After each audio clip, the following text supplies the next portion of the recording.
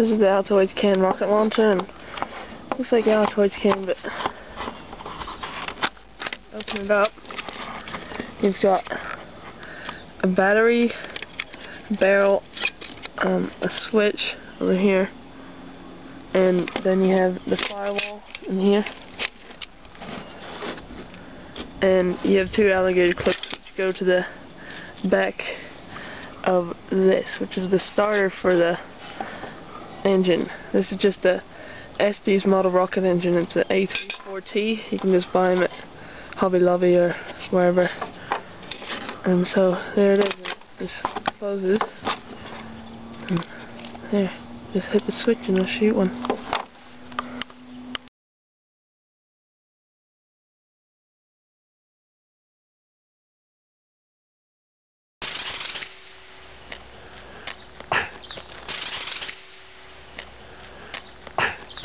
Whoa.